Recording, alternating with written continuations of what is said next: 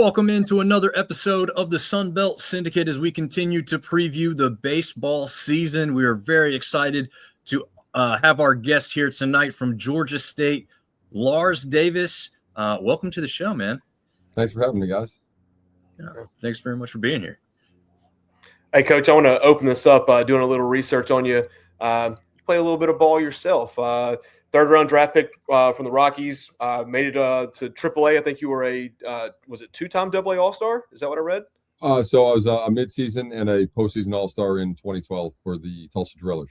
Very cool. Just kind of talk about your playing days before we get into talking about the kids that you're coaching. For sure. So I was fortunate enough to be drafted, like you mentioned, in the third round in the 2007 first-year player draft out of the University of Illinois. I spent 8 seasons in the minor leagues. For the first 7 of them were with the Rockies organization, all the way from short season through AAA with them. My contract wasn't renewed. Spent my last season between the Diamondbacks and Phillies organization, kind of bouncing between AA and AAA.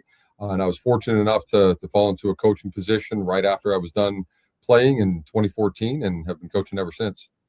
Very cool. So you're from Canada originally, correct? Correct. Yep.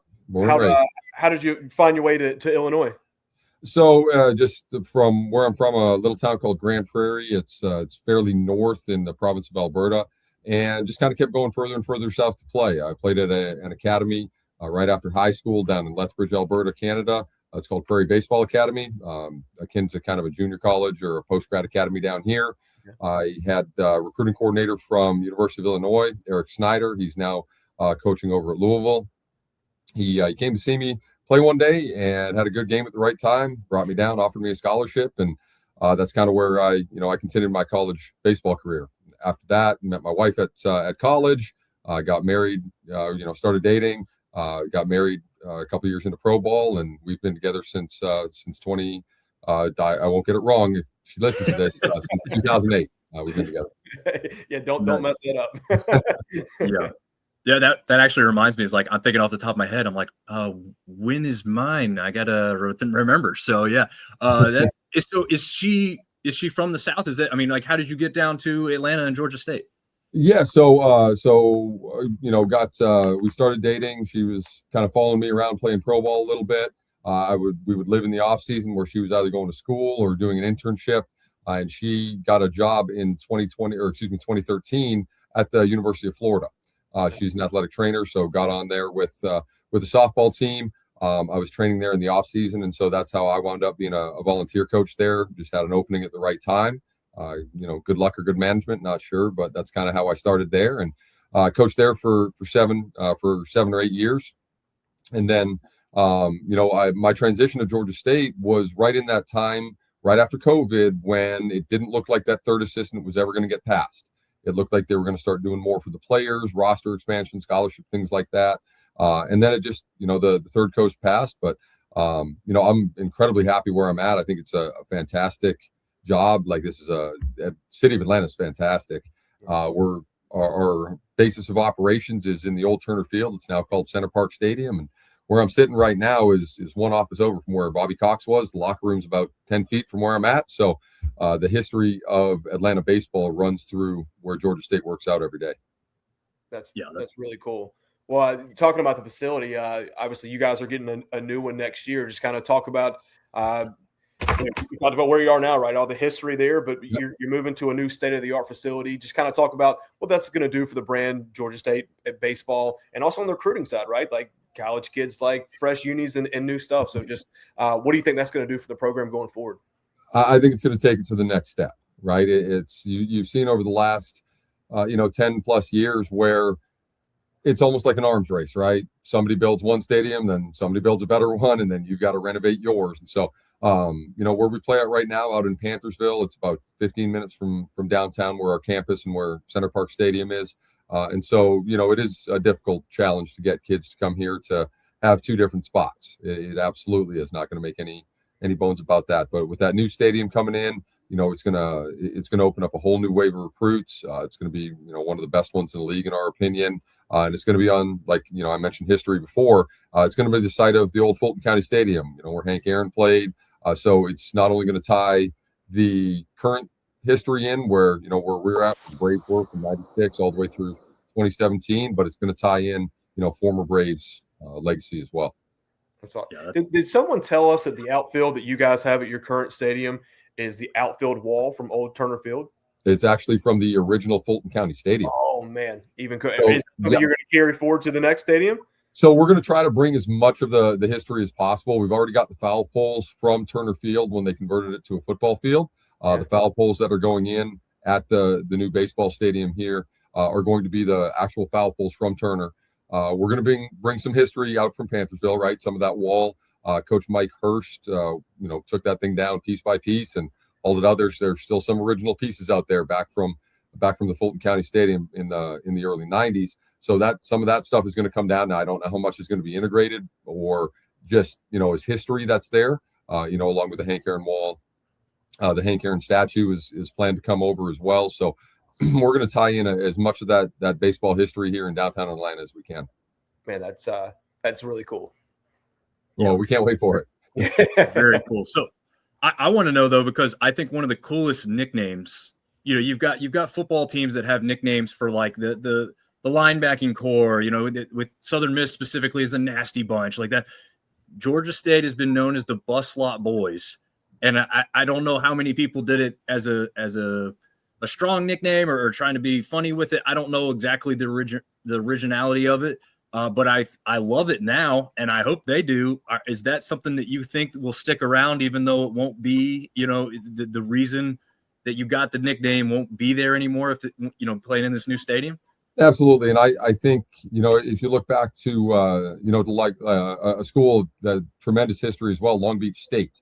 They've got the moniker of the name the Dirtbags, and that essentially came from playing at a dirt field, right? Like they come back after playing every day and they're covered in mud, and they get the moniker of the Dirtbags. I don't think we'll go from the Panthers to being the Bus Lot Boys as our team name, but there have been talks internally a little bit. Just to let you in on it, of trying to tie some of that Panthersville history, the bus lot history in as well. Now, I don't know exactly what that's going to look like, but we would love to be able to keep some of that. I think when you get those names, you can wear them like a badge of honor. You can either take offense to them and let them get to you, but we wear it as badge of honor. Our guys love the moniker. We use it in our logos. We use it in as much as we can. So hopefully we're able to tie some of that in that new stadium. I can just envision a really awesome alternate uniform with the Bus Lot Boys on it. I think that would be really, really cool. Coach, talk to us a little bit about Georgia State baseball. I mean, less than 48 hours away from first pitch. At the end of the season, like, what do you want this team to be known for? The biggest thing that I think that we've talked about that I'd love this team to be known for is that every single pitch that we played, we gave it absolutely everything we had. This is my 5th year here at State, and nothing against teams in the past, but this is one of the closest knit groups that we have. The chemistry in this team, it speaks volumes of these guys. They're from all different places, all different backgrounds. You guys know full well the portal is different now. Yeah. The teams are fairly new every year, but one of the best parts about this team is early on they've come together. They're right from day one of workouts back in August. They really gelled, they really meshed as a team. So I think one of the things you'll see throughout our season is that at the end, every single play, every single pitch that we throw, we're going to give it 100% all the way through. Nice. Want to talk on something you brought the portal, and we've asked a lot of people this, right? Like it's obvious that rosters are getting older, and you've got to compete, right? But from a recruiting standpoint, how does that shift your recruiting high school kids where you got a kid that, maybe needs to gain 20 pounds, but he's got all the potential in the world, but you've got an immediate need for that spot. And there's a guy that's either coming from another D1 program or D2 or JUCO. How does that change the recruiting dynamic? And then when you have that many faces in, how do you get those personalities to gel really quick? Because the ball team's got to come together really quickly. Absolutely. One of the things that we've made sure that we have done is we are fully transparent when we talk to the players. There's nothing hidden. There's no false promises. There's no, hey, you're a freshman coming in, you're going to play right away here, right? We've got a couple guys on our roster that when we brought them in, we let them know right away that, hey, you're climbing a mountain to get to starting as a freshman, or, you're coming in as a portal guy, and hey, listen, you might not be the guy now. You're going to have every fair opportunity in the world, but we're not going to make any promises that we can't keep. And so part of that has really helped the chemistry of the team, right? You don't have a bunch of guys, you don't have 12 hitters all walking into my office saying, hey, how come I didn't play on opening day? This is what you promised me during the recruiting period. So we still recruit very heavily through high school. That's usually the core of our team moving forward, right? That's what builds our culture.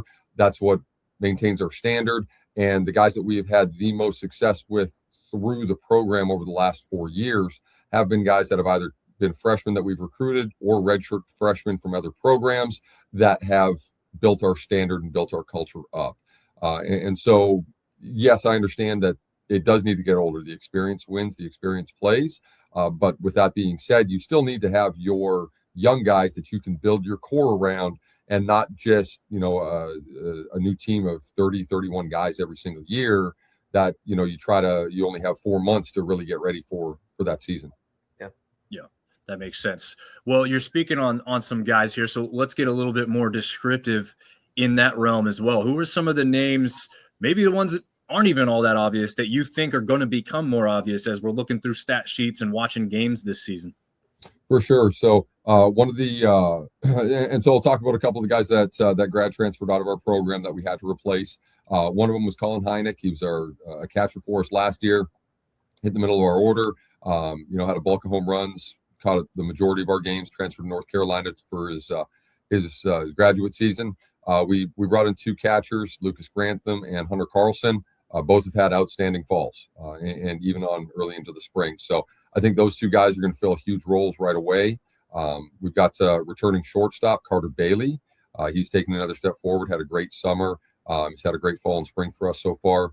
Obviously, our freshman standout hitter last year, Wills McGinnis, played first for us this year. He's going to go ahead. He's going to move over to third base for us. And then we returned a couple outfielders.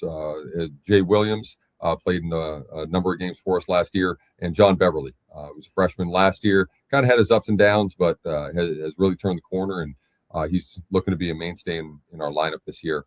On the pitching side, we return a bulk of our pitching, and that's where our opinion is we're gonna have a lot of depth. We return the innings leader that we had last year, Cole Roberts. So we return him. Another couple guys on the weekends, Brian Crooms, Jake Hembry, Tyson Benford, all guys that threw significant innings for us last year that are going to really hold the bulk of the workload, we think, this year. And then we've got a couple other guys that we're really high on: Jackson Duncan, Will Bartkowski, and a freshman by the name of Cooper Lewis that I think everybody's really going to like when he gets out there. Nice. Yeah. I like it. Well, let's take that and roll it into what we're going to see on your schedule out of conference wise. We've talked about the rest of the Sunbelt being a gauntlet, but you guys put yourself into one a little bit here as well, just on the outside. I know Marv asked this just the last time around, so I'll ask it this time. Are you a part of the schedule making process, or is that?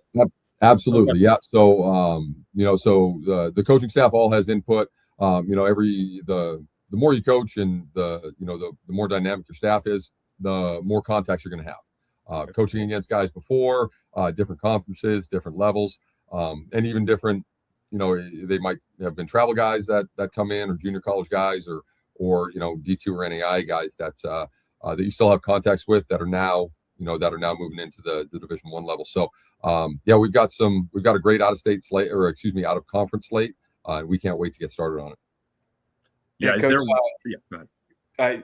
Obviously the first series is the most important series, right? We know that everyone's anticipated to get going, but is there anything here that jumps off the page to you? Maybe someone on the staff that you've worked with previously, a team that maybe there's a little bad blood from previous years, or maybe just a stadium that you're looking forward to going to because it's a great atmosphere. Absolutely. Well, there's definitely 5 that jump off right away, right? Mercer, Georgia Tech, West Georgia, and Kennesaw. The in-state teams are always very good games, right? Guys, the bulk of our team is still from Georgia. And so a lot of these guys have played against these guys. They always want to prove anytime that you're playing those P4 teams, Georgia Tech, it's right down the street, and then Georgia over in Athens, they want to go into their house and we want to take it to them. So those are always fun games. Obviously Tech and Georgia have got some great stadiums. But anytime we play somebody in state, we're going to have those antennas up. We're going to play our best game. We're going to play as hard as we can. Not saying we won't in the other ones, those ones have some, special meaning. So, some of the other ones that we've got, Jack State, we look forward to every year. We head over there. We kind of do a home and home. This year, we're only playing the one game at Jack State just because it was, a scheduling thing last year where they came to us for a game. And so we're going to go back there to repay it. And then we're kind of setting up for a home and home in years future. Same thing with like Belmont. Belmont came down here for a weekend series last year. So we're going to return up there this year. Some of the other ones, Wofford, same thing. We set up home and home, one per year, back and forth. Some fun history with that with the previous coach there. Every time we would play, our two head coaches would have an agreement at the home plate meeting, a handshake agreement. Whoever won got to have home field advantage for the next year. They got to go to that place. So we had a little more riding on that game. And so we're, we missed them the last couple of years in scheduling, but hopefully they're coming. We'll get them. And then the Alcorn game, that one we had to pick up due to a scheduling conflict. And we're actually on the way out to Louisiana Lafayette when we play them on a Wednesday. So that one's gonna be a little bit of a road trip. We got Alabama State in Montgomery, and then we got to head over to Alcorn, and then we got to head over to Lafayette to play a weekend series. So that one's going to be a little bit of a long one, but we're looking forward to every one of these games out of conference this year. Quick question for you. So obviously you said in-state teams. Does winning in-state games help you win in-state recruiting? I really think it does. Some people say that, kids are going to go to the school regardless if you do or you don't, but I really think it does, right? It's something that we can hang our hat on. I've been in a few different recruiting rooms in my life, both as a player and as a coach. And I can tell you right now that it is something that does get brought up, right? The in-state record of against teams, or, we won this game or we won that game or things like that. So it is something that is used during recruiting. And anytime you got to play that in-state, it's always nice to be able to have that little tally mark of somebody that you beat from down the street. Absolutely. Yeah, no doubt about it. One thing that we keep hammering home on is that the SunBelt slate is a power slate, right? Like, you could say all these things about football and basketball, but we do believe that the SunBelt is included in those top 4 conferences when it comes to the sport of baseball. I think some people just threw their phones when they're listening, like, this guy said it again. But we really truly mean it. I mean, you look at this slate here, you do not have the easiest way through this. But I do have a question to start off with, a little bit different scenario that we're dealing with than we're usually accustomed to. We have a team that is leaving the conference, right? We know Texas State is gone after this season. Is there any part of you that's just a little bit more excited because it's kind of the last time you're going to see them, at least in a conference setting, for some time? Absolutely, right. And so, you touched on it really quick there, that, I mean, there's no weekends off. Anytime that you're playing in this conference, there's no weekend that we've got circled where we can feel like we can take a breath, right? Where, we can, give one of our starters a rest, or, hey, we can kind of take this weekend off and still feel comfortable with winning. It's 10 straight weeks of an absolute slugfest, and everybody's out to get each other, right? It's in the best way possible. Yeah. So, even looking at that slate, like, there's nothing about this that's going to be easy for us. But we're going to look at square in the face and charge right at it. So obviously we open up on the road against Marshall. I'm not looking forward to being up in Huntington in the cold. That's not something that I'm looking particularly forward to this year. But the way our schedule's set up is that we're going to have some long homestands. We got Ark State and Texas State at home right after that, and then we do have a little bit longer slate with Louisiana and Georgia Southern on the road in back-to-back weekends at the beginning of May. So, it's going to be a difficult slate this year, but we're gonna give it everything we got. Coach, I want to follow up on that. So, just talking about the strength of the conference.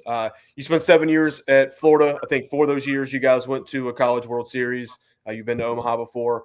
Obviously, seeing what Coastal did last year. We had 2 teams host regionals.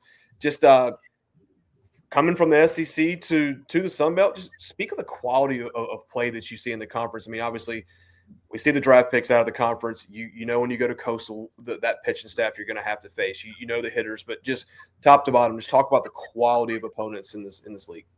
Absolutely. So, like I mentioned, there's no weekends off. The run Coastal made last year was fantastic, right? It was great to see, great for the conference. As a little bit of a sore spot personally, they beat us when I was at Florida in 2016, the year they won the College World Series. We happened to be one of their first victims in the World Series there. They beat us in the opening game. So, but it's great. The quality of play in this league is close to, if not on par, in my opinion, with it. I think really the biggest difference is just simply the depth. When a fourth SEC starter rolls out there, they just have a little bit more depth than teams at the mid-major level do. But starters 1 through 9, and this is what you see. You saw Coastal and Southern Miss do it last year. You look up and down the midweek slates, and you'll see Sunbelt teams rolling over SEC teams, ACC teams. Not necessarily every week, but it happens. So it's one of those things where I truly believe that the Sunbelt is one of the top 4 conferences in terms of talent, in terms of strength of schedule, in terms of RPI every year, and I think it's proven with the number of teams we put in the postseason, and obviously seeing one of our teams make it all the way to the World Series finals last year. And that's got to help in recruiting, right? Like, hey, you can come to this league, you can get drafted, you're going to see major league talent every weekend, and you can go to Omaha. That's got to help. It absolutely does, right? Every one of these kids that step through the locker room doors, one of their goals is to play professional baseball, hands down. Right, that was my goal as a college player. Every player that we recruit, it's one of the questions that we ask. Not that it precludes anybody if they don't want to play past college baseball. We've had players that have had very successful careers outside of baseball after playing here. Right, they had no desire to play beyond the college baseball level, but they've still been very successful baseball players, and that's their personal choice. But the vast majority want to continue on, and it makes it very easy to recruit players saying, hey, look at who's been drafted out of here, who we've developed out of here, who else in the conference has been drafted. And one of the ones is, hey, look at who we beat and look at where they got drafted. Like, this is the development that we have. And so, all tying that in, the new stadium, the facilities that we have and the track record of development is really helped with the recruiting. Nice. Yeah, I want to jump back to one other thing that you said. You said you go up to Marshall to start the conference play, not looking forward to being in the cold, which is a little surprising. The Canadian roots, I figured, I feel right back at home. But to that point, there are a number of coaches, and Marshall's head coach being one of them, who thinks that baseball season starts a little too early. Not that that's too long, just that the time of year is too early. Not a very serious question, I guess, but I mean, what's your thought process on that? I mean, you guys are further south, so it obviously doesn't affect you quite as much with the weather aspect. But what are your quick thoughts on that aspect of the game? I would agree. I would absolutely agree with any coach that's saying that, and the date that's been thrown out a lot is March 1st, right? Even those extra 2 weeks, from some of the northern schools, like I played at a northern school at the University of Illinois, and our first 3 to 4 weekends, like, we were on the road. Right, like even until mid-March, that far north, we still had to come south. So it was very difficult in terms of school, in terms of kind of getting into your routine. We didn't have midweek games early on, right? It was too cold. There was a season, I think it was my junior season, where we didn't even get on the field until we came down to South Florida to actually play in our opening series. We'd practice on the football turf and practice indoors and do what we could. But the first day that we were actually on a field was opening day, really. And so I do think it would help. I think it would really help in terms of a preseason. You're seeing a lot of guys. I know the ABCA last year, we discussed the lengthening out the preseason, where all 35 days before opening day, you can have as part of your 20-hour rule now, which has been great this season, right? We've been able to work, especially the pitchers. We've been able to ramp them up a little bit more effectively with more hours in there. But I still think pushing it back even further, and that's why you look at the big league season. It doesn't start until April. You've got those 5 or 6 weeks before season starts to really ramp up properly, deal with any kind of injuries, and really make sure guys get back. Even with the northern schools, their fall ball's done at middle of October. Right. We're fortunate enough to be able to go into November if we need to. But even going into November, we're still off December and all of pretty much January, all of November and January, or December. Geez, get my months right here. November and December, and then resume in January. Right. But there's 8-9 weeks in there where guys are kind of on their own doing their thing. And so you're relying on 18 to 22-year-olds to do the right thing. And for the most part, they do. But if there's anything that we need to deal with, those extra couple weeks, even if it's just 2, would really, really, really benefit the players, the pitching ramp up, dealing with any kind of nagging injuries. Just that longer ramp up period would really help, I think, all of college baseball. Yeah, I got to follow up on that. So 2 points to make on that. At this current time, though, it's almost like a tool maybe for you guys at Georgia State to say, hey, we can host you down here, right? Like maybe that gets you an opponent that would otherwise be a little difficult to get, in midseason. So maybe that's a good thing for you specifically now. Obviously, it doesn't go that way for everybody. But I know basketball has like the secret scrimmages, right? And then they're really not secret anymore with the explosion of social media. So now you know all about it.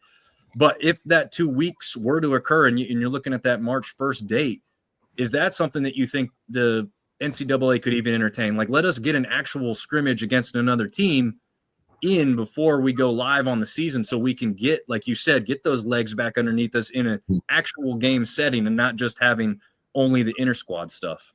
I think it would be wonderful.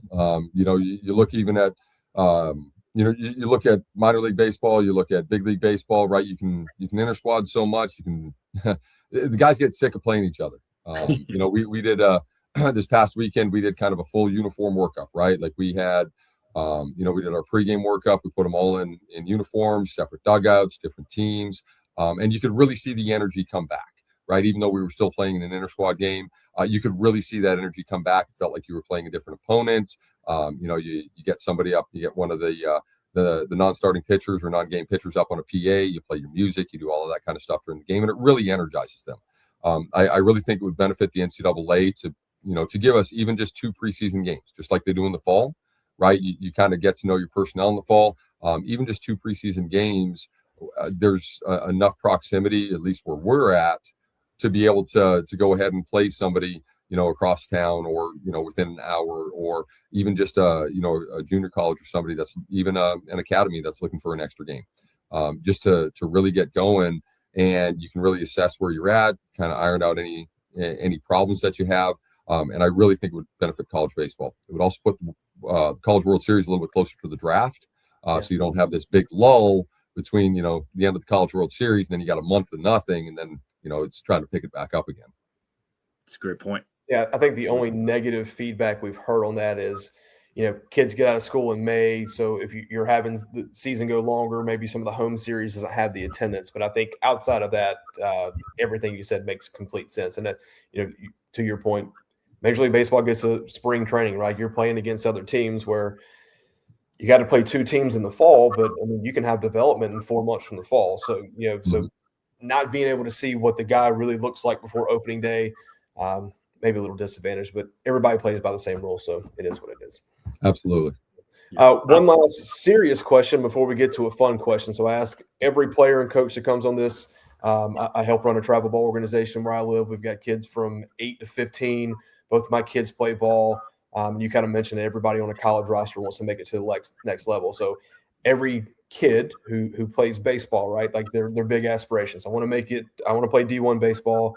I want to make it to the show. And obviously 10 and 12 years old, you don't know what it's going to pan out. But if you could talk to a 10 to 12-year-old kid that's playing baseball and they have those goals and those dreams, what would be the one best piece of advice that you would give them? The best piece of advice that I could probably give in that regard is that development is not linear. So many kids want to compare where they're at right now to where they want to be, right? If they don't have, and I get it, right? I've been dealing with, I just turned 40 this past year, and I'm dealing with 18 and 19, 20-year-olds who all they've known is social media and instant gratification, everything, right? They want it now. And I deal with the hitters on a daily basis of what's the one thing I can correct today to make sure that I have a big league swing tomorrow. And trying to remind players that that development's not linear and it's different for everybody. One of the best examples that I ever got was, think of a bag of popcorn. Every kernel in there is subjected to the same heat, the same time, everything, but they all pop at different times. Some pop right away. Some you got to wait the full 3 minutes and that you're cooking it until it actually goes, right? But they're all in the same circumstances. And so the analogy that we use for that one is simply because it might happen for you a year down the road. It might happen tomorrow. It might take 3 or 4 years. Growing up, just as a personal note, I was not the best player on my ball team, even when I left to go play at junior college. I was not even close. But it was one of those ones where just, your development's not always linear. And so don't compare to other players. And then just keep at it. The consistency of the work that you put in is what's going to make you better. I wish there was a magic pill or a magic formula that I could tell or give everybody, right? Hey, here's exactly your formula, and you're going to play Division I college baseball. You're going to play professional baseball. You're going to continue on in your career as high as you can go. But the best players, even at the youngest level, are the guys that are just the most consistent about work, and they never forget to have fun, right? Yeah. When it becomes a chore, when it becomes work, when it becomes I have to do this instead of I get to do this. And even for me personally as a player, it'll burn you out really quick. So yeah, best advice I got is keep at it and have fun. Yeah, I think that's the hardest part for kids. I mean, I tell people all the time, like, just because you're the best, we got to quit anointing 12-year-old baseball players, right? Like, puberty is going to be a great equalizer, right? Like, you haven't had your first girlfriend yet, but everybody progresses a little bit differently, and everybody's body matures a little bit differently. So just keep at it, and if you want to get to that level at some point, it is going to become a job, right? But if you can continue to fall in love with the game and have fun, if you can stay in long enough, maybe it happens. Absolutely.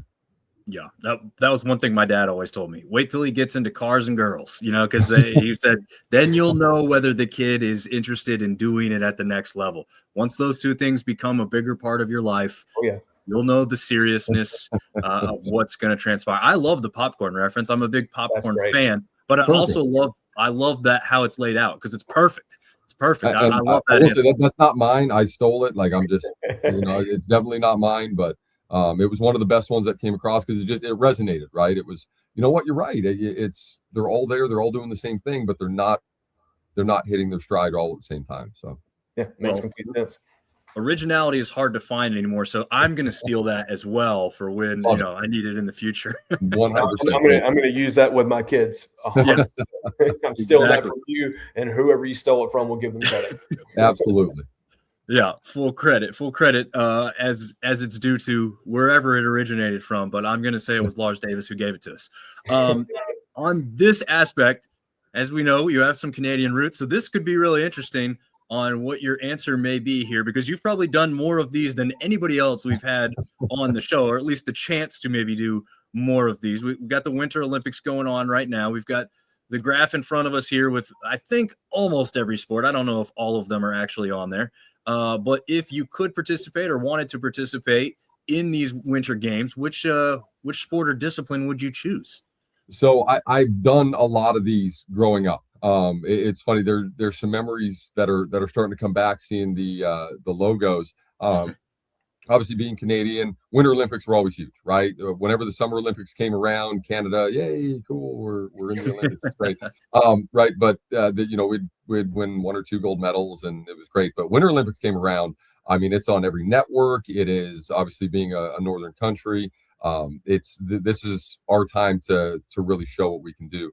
I've done, like you mentioned, I've done a lot of these. A lot of these were part of our PE classes growing up. We would, cross country ski. If we would play hockey growing up, we actually had a hockey rink at our school that you would go and at recess, you just put your skates on and go skate around, and it's part of it. Curling, kind of fun note. The very first time my wife ever came up to Canada, we took her curling. She'd never done it before, so I've done that. So I've done a lot of these things. Probably my favorite thing on here, and I know it sounds very generic, but it is hockey. That was the first sport I did.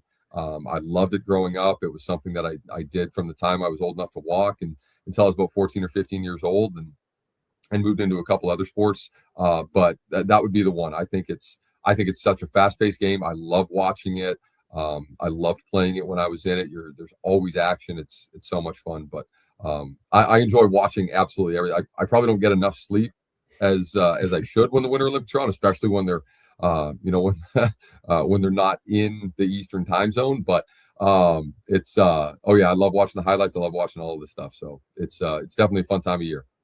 Nice. How close were you to picking like hockey over baseball, or was it kind of like it was a big difference? Maybe, I don't know. So it was one of those ones where at some point, because they are, they're completely opposite seasons, right? Obviously hockey's winter season, baseball is a summer sport. It was one of those ones where I knew I wasn't good enough. I wasn't a good enough skater. I mentioned kind of everybody maturing at different time. At about 15 years old, I'm 6'4", and that's as tall as I was, but I weighed about 155 pounds. And so I wasn't as physical as some of the other kids, couldn't skate as fast, couldn't play at the level that I needed to keep playing. And so baseball just kind of naturally fell in, and I started doing it longer and longer. And I did some of the other stuff. I mentioned curling. Growing up, I loved cross country skiing. Still, if I ever have a chance to do it when I go back home, I'll definitely go do that. My couple of the other members of my family love snowboarding. So, those are some of the things that I'll still keep up with winter sports. But, baseball's been, from the time I could throw a ball, the time I could swing a bat, it's always something that I've done. Nice. Yeah. 6'4" on skates. I'm going to the other side of the rink. I don't care. Well, I don't care at if 150 pounds, probably not. Now, where I'm at now, maybe, but when you stand next to some of those NHL players, and you stand next to some of the professional hockey players, they are very, very large humans. They are linebackers on skates for sure. Hey, Absolutely. quick question, Coach. So Dom and I both live in the Raleigh area. We're both big hockey guys. We're Canes fans. Who's your NHL team? It's again very, very generic. Edmonton Oilers. So I grew up. I was born in '85, so I kind of grew up in their heyday. Wayne Gretzky, like that whole Oilers era. That's really when I was starting to get into sports as a kid. My parents were both big hockey fans. There was always the Flames Oilers rivalry.